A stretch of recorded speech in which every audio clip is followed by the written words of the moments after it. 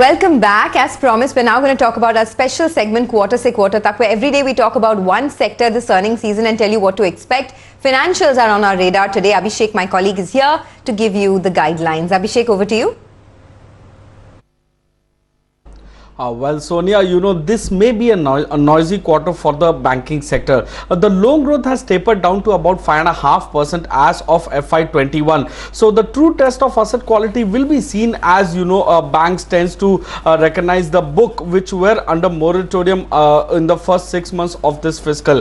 So recoveries from corporate resolutions will be seen closely. That may aid the PNL. However, private banks have continued to gain on low-cost deposit share or the CASA ratio from PSU banks. So provisions expected to remain volatile as some of the banks could use the provision buffer that they created earlier, while some of them could make additional provision depending on the stress that they have on their balance sheet. Treasury gains would be lower. However, we'll also watch out for the outstanding SMS 0 to 2 book, that is loans due between 30 to 90 days for all the banks, given the fact that momentum has slowed down in April onwards. So Kotak Securities have estimates of SBI NII being up about 27% YOY, while on a lower base the profit could be up about 113% YOY. Bank of Baroda NII expected to be up 7% YOY, while net profit could be up 240% YOY. For ICICI Bank, the NII is up about 14% YOY, while net profit could be up about 313% on a YOY basis. For Axis Bank, the NII is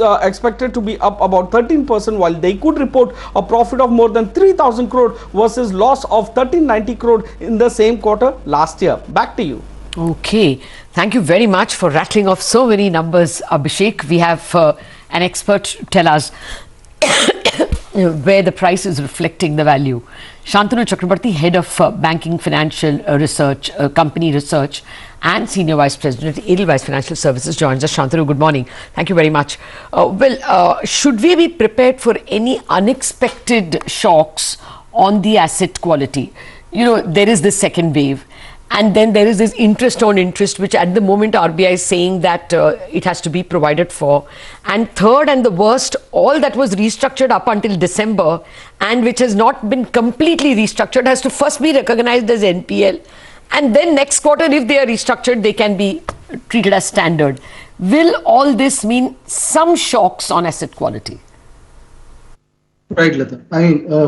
As Abhishek was also mentioning in the previous segment, at least the pro forma SMA 0 on 2 numbers which were given out in the last quarter clearly indicated that the numbers were flattered by the forbearances, whether they came from Supreme Court or in the previous period, in the moratorium period.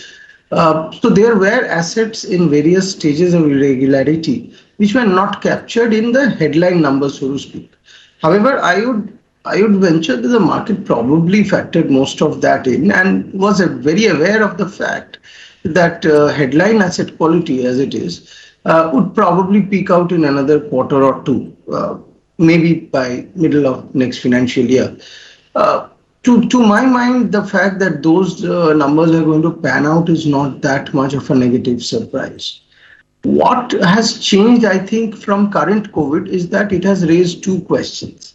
The first one relates to provisioning, that is credit costs.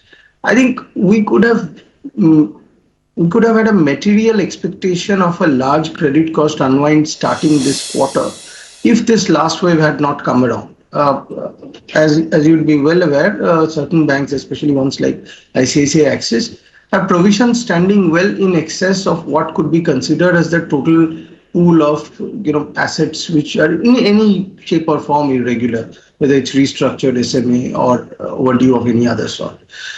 So that unwinding could have started in earnest, but I really think that given how the uncertainties have shaped up in the last 2 to 3 weeks, a lot of the provisioning policy is probably going to err on the side of caution, and you're going to probably get a lot less release than you'd have otherwise expected. So credit costs, yes, on a year-on-year basis, of course, it's going to look like a much shrunk number because remember on the year-on-year comparable, the COVID provisioning numbers had started kicking in, the discretionary provisioning that the banks were doing.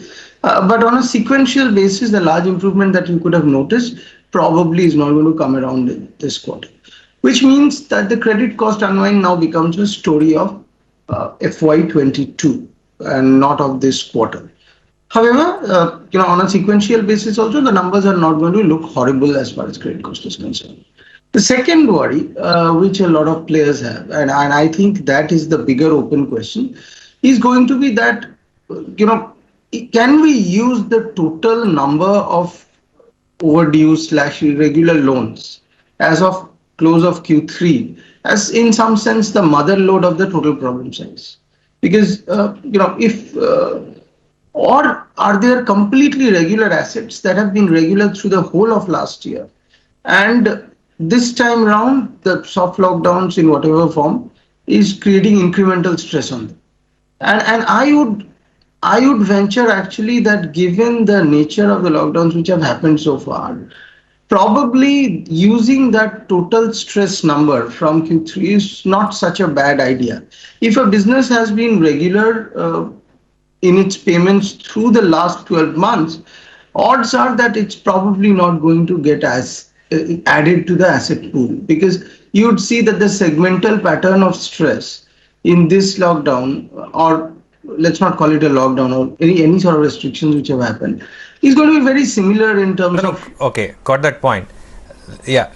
I've got the point, Shantanu. It's a slightly, press for time, pre-market is open. I wanted your thoughts in particular on some of these big private banks, especially names like HDFC Bank, where there's been a bit of a worry. What kind of, earnings are you expecting here? And, let me throw in an ICICI and Axis as well. Right. So, as far as earnings are concerned, I think you're still going to see some growth. Of course, there's been restriction on their new digital business because of the RBI order that came in following the disruption of their MIS. But nevertheless, I would expect that, they have already disclosed their top line numbers, so we know what the loan growth is.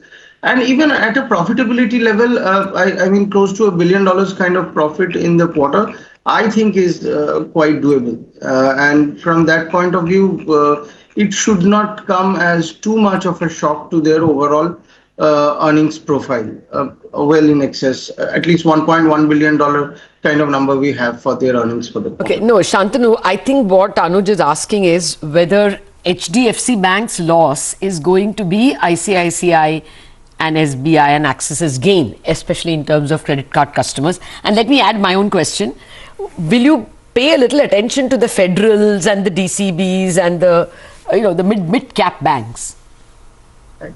So, the first questions first. Yes, of course, in the short term, and this has already got reported in the various meetings, etc., that all the banks have been doing, that yes, there's been a market share gain opportunity because one of the largest and most prominent players in the market it has been on an artificial pause for the last 3 months, no doubt about it. But is that material enough to either change the earnings profile of the quarter or, for that matter, the outlook for the long term for that business?